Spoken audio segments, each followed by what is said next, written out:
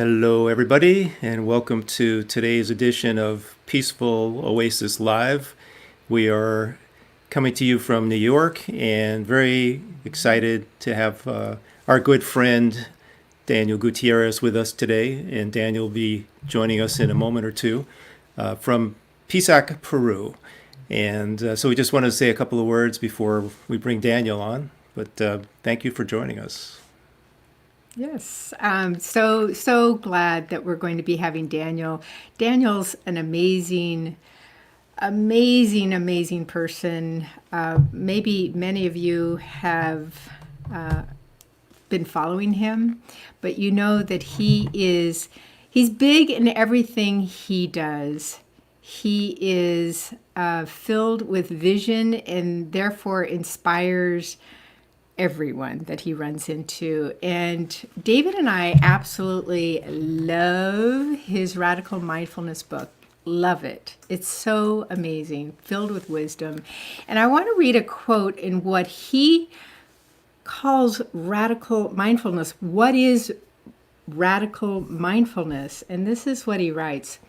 Radical mindfulness is walking down the same path you have walked 1,000 times. However, today is not only new, but you recognize that you are the path that you have been seeking. And we're going to bring Daniel on now. And hello, Daniel. Hey, Yay! all From the way to New Peru. York. Yeah. So it's winter there and summer here, right? That's why I have a jacket on. Yeah, it's cold. Yeah, absolutely. So love that quote. And you have been going through major changes in the last year, right? Yeah, to say the And least. yes, and you're not only in a different country, but you're in a different continent. I can't even imagine the amount of courage and probably radical mindfulness to do what you have been doing for the past year. So why don't you go ahead and take it from here? And, what's that connection between that radical mindfulness and what you've been doing in this past year? Thank you for that. And I love that you read that quote. It's good for me to hear that good stuff in that book. It's a great book. It's a Yeah. great book. So, imagine what you read. Walking down the same path and realizing that moment when you feel like you've never been there before, but you've done it 1,000 times, and in being so mindful and so connected that it's a different experience. This year, oh man, it has been short of a rough year here at Catalina. And I want to share just the first 20 days, not every day, but what happened, because it relates to your question. The first 20 days that I was in lockdown here at Catalina. Now, mind you, I came here last June, and we, right off the bat, were extremely successful. We had 26 groups booked for this year. We were so excited about what was happening. We were forward moving, we were getting things done. And then obviously the pandemic hit. And when the pandemic hit here in Peru, with just 70 cases, the president of Peru decided to shut down the borders and eliminate all travel to Peru in and out. And thus has been ever since. It is still closed.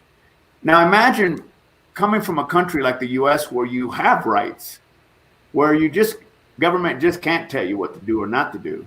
In Peru, when we went on lockdown, we went under martial law. What did that mean? I mean, I could not leave. For the first 2 weeks, I could not leave my home at all. If I did leave my home, I was subject to military arrest, or I could get harassed. So I had to have my ID with me. I could leave once a week to get provisions if I needed to, but I was constantly asked where I was going and what I was doing. To stop and talk to a friend and not go to the grocery store or the pharmacy means you went to jail. And there were more people in the first week of the pandemic that actually went to jail than they had COVID. And That's incredible. Yeah, it was ugly. I mean, you got people with machine guns in the streets, you know, and you're thinking, wow, I mean, this is something I had never experienced.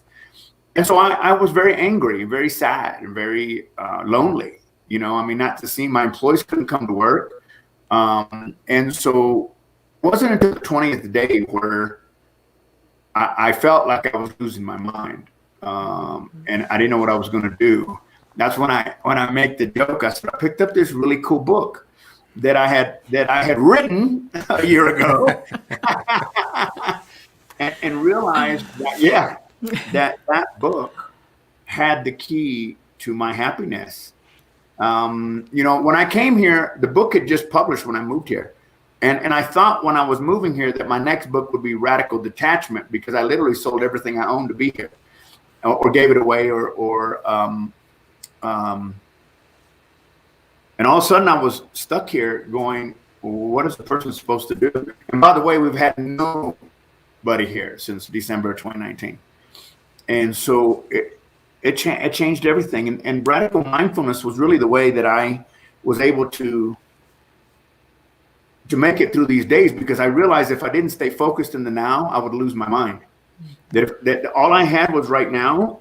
And what if I got COVID out here? I mean, I would literally die. There's no hospital. There's no doctors. You know, it was a thought. But I realized in getting present and noticing my path at the moment and asking myself 3 really basic questions that were very important to me and that you can find in the book. Where are my thoughts right now?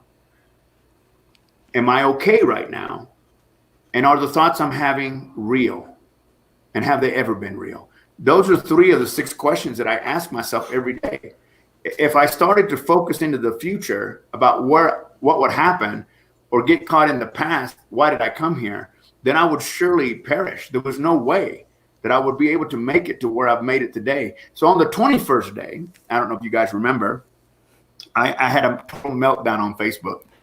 And yes. The whole time I was on Facebook live, I thought, you know, Daniel, you could have recorded that, but it was live, and I lost it. I was so angry over someone telling me I shouldn't be eating baby pigs. And I was like, oh no, you won't do that to me. Because at the time, if you look at social media, we were shaming everybody for not wearing masks. We were shaming people for doing this.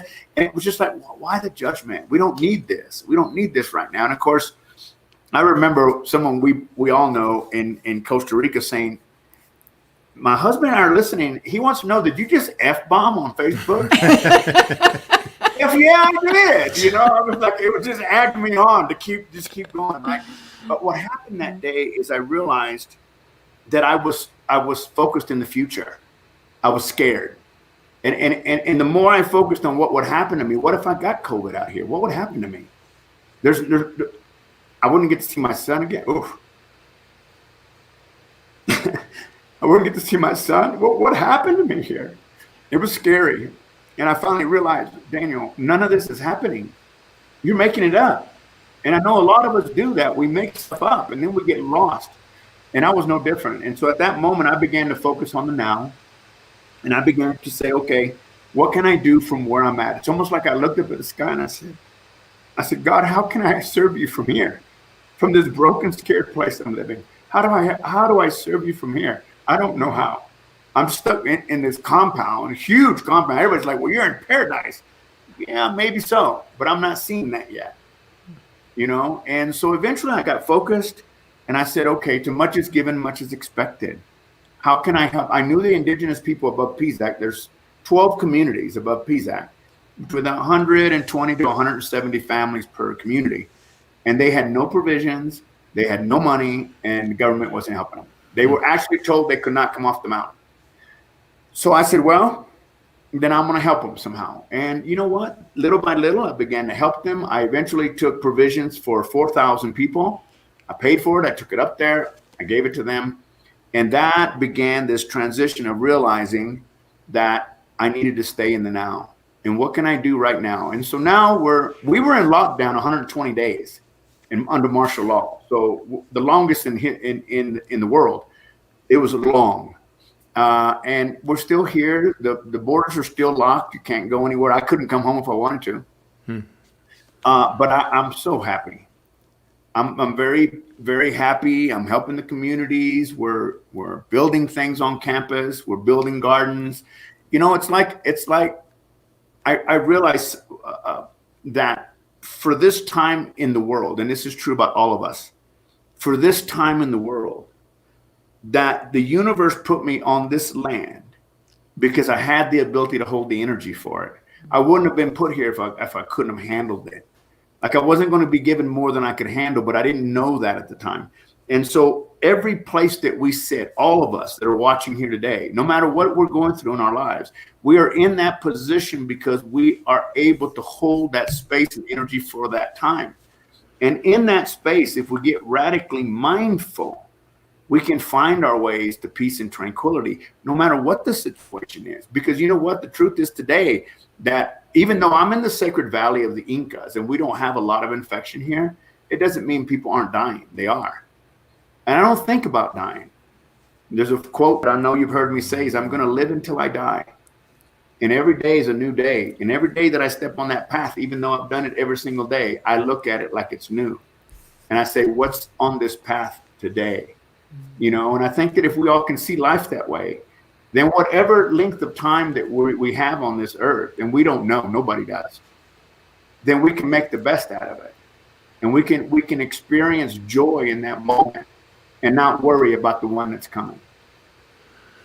It's such an amazing story of radical detachment, because you went to Peru with a vision, a huge vision of having this beautiful retreat center, and then almost out of the gate, the game changed.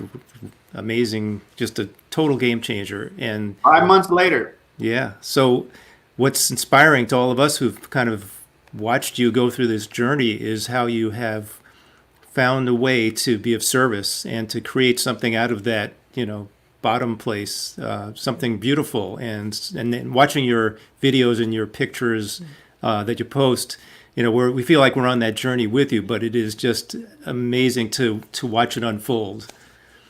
Thank you. Yeah, the beauty that I have found here in the Sacred Valley is that, oh my gosh, it's what, just 2 days ago, I was in a new mountain at 14,000 feet where pre-Incas built their homes that are in circles. I'm learning so much about the culture. I'm learning so much about this valley that I honestly probably wouldn't have had time with all the groups coming here. Right. That and now I have a different experience and a different relationship with not only the people, the Peruvians and the Andean and the Quiro and the people that live here, but with myself. Because when you get, we were talking about naked and afraid earlier. When you get put out in a place where you're not used to being, and from food to dressing to heat to water, it's different. And it jolts you. It jolts you to the very core. But I feel now that I have become one with the land. I've become one with the people, and it feels like home. It feels like I'm okay now. And goodness gracious, think about it. This is true about all of us. If we can make it through this, then the sky's the limit, man. Mm-hmm. Sky's the limit. And I think we owe it. We owe it to all the people that have perished during this time to live out loud and to live forward, so that their sacrifice wasn't in vain. Mm-hmm. Yes, and to all those beautiful people going through cancer, and all of those touched by those who were diagnosed with cancer. It's I've definitely known a number of people who have passed during this COVID time as well. So many amazing jewels of wisdom, going through a major challenge like what you've been through, like cancer, and just one moment at a time. Mm-hmm. And you just can get through it. Yeah, absolutely. Well, we don't have tomorrow. We don't have tomorrow, period. We don't. Right.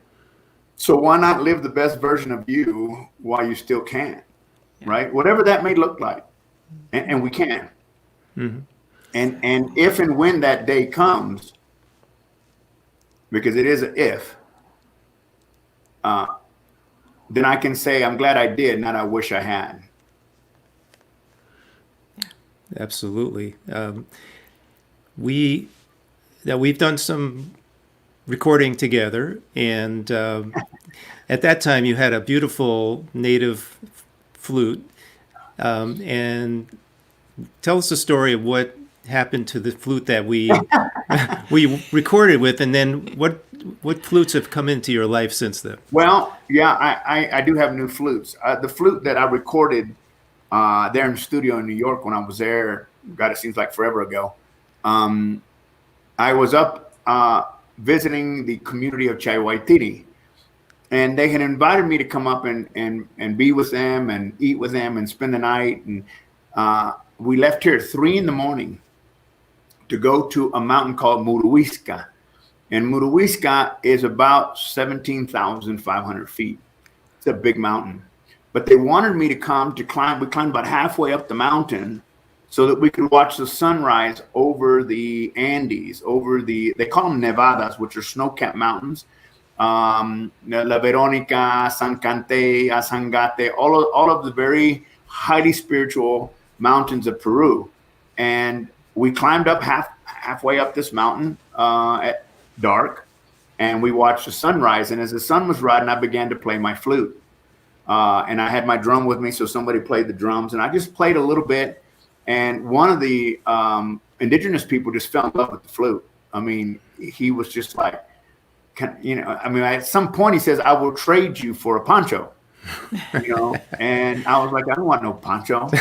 And I guess eventually, because we were together all day, we came down off the mountain after we did climb to the top, and crazy. I don't know if I'd do that again. We climbed to the top, and I fell down to the bottom because I kept falling down because it was so steep. But it was grass, like tall hay, so it was kind of fun. Uh-huh. And we got down to the bottom, and they had this beautiful Peruvian lunch, like potatoes, guinea pig. This is what they eat here. So, and then we had this beautiful despacho ceremony, and all day he kept asking me about this flute. And toward the end of the day, end of the evening, I just said, "Here, I'll give it to you as a gift." And he almost started crying. He says, "Really?" I said, "Yeah, you can have it. I mean, if it really means that much to you." He goes, "Well, but I'll give you something." I said, "I don't want anything." And to this day, when I do see him, he says, "Well, what do you want?" I said, "I don't want anything." So I acquired new flutes. One is very similar in nature to the one that I had. In terms of it's made here, but it's designed around the Native American flute. And then the other flute is and I'll show them in a little bit, is a native flute made out of wood from the jungle. 3 different kinds of wood. It's very hard wood. And that's what they make their flutes out of. And I'll play that a little bit. I'm new at it, but I love it because it plays 2 flutes at the same time. Wow. And it takes a little skill. I'm still learning, but I think we can get something out of it. Sounds great. Yeah. Amazing. All right, let's hear it, right? Well, let me see here. Let me back up a little bit so you can see it. This is the flute. This is also wood from the jungle. What I like about this flute maker, let me back up a little more. What I like about this flute maker is that he covers the holes, you can see right there, with llama bone to give it a nicer sound. And then on the actual, you can see here is the condor, and then you have the puma, and you have the serpent on the actual flute, which are the 3 spiritual animals of the Andean culture, which is part of their cross with the chacana. So let's just, if you're watching this, just take a deep breath in and hold it at the top, and then exhale. And close your eyes and try to just forget your problems for right now or whatever's on your mind. Part of being radically mindful is learning how to breathe sometimes. Take another deep breath in and then exhale. And as you do this third one, I want you to take another deep breath in, and then just when you relax, when you exhale love, and feel your shoulders drop, and then keep your eyes closed while I take you through a journey with the flute. Take a deep breath in, hold it at the top, exhale. Just keep your eyes closed and enjoy the journey.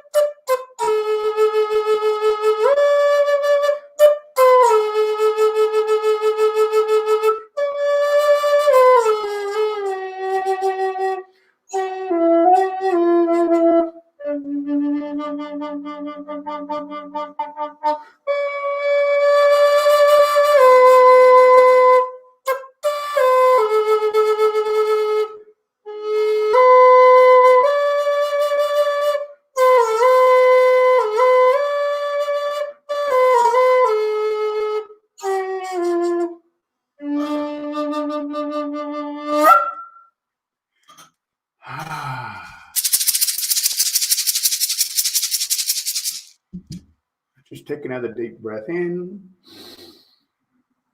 and exhale. And take another deep breath in and exhale. And take one more deep breath in and exhale love. Oh. Now, for the first time ever, I'm going to play a different flute for you. And I probably should know better than try this stuff live, but we're going to do it anyway. This is a flute that is made, if you can see, there we go, that is made here in Peru. It is a native flute. And it's two flutes in one. Imagine that. Two flutes in one. And it's made of three different kinds of wood that come from the jungle. It's very sturdy and very strong. It actually breaks into three pieces so you can carry it. Just this takes up, this comes up. And again, it has the puma, the serpent, and I think, is that the only two still on there? Yeah. And then there's the condor right there. So you got the condor, you got the puma, and you got the serpent, which represents the Chicana, which is kind of the Andean cross. So I'm going to give this a go and see how we do.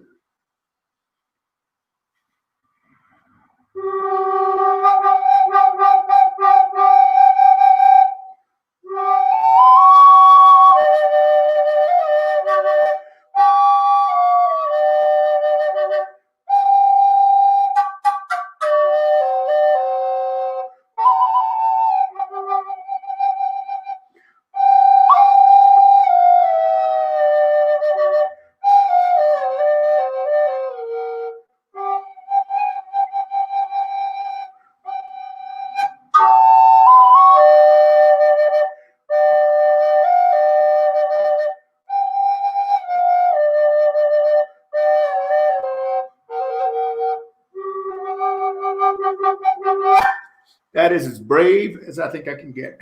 I hope you enjoyed that. Wow. Amazing, Wow, wow, amazing wow. sounds. You know, I would love to tell you my experience. I don't know if anybody else was experiencing this. With the first flute, I could just feel this really open here, a little bit in my heart, but really here. Then with the second flute, it was here, the crown, and the Ground. heart. And then when you were doing the rattle in the beginning, that was so grounding.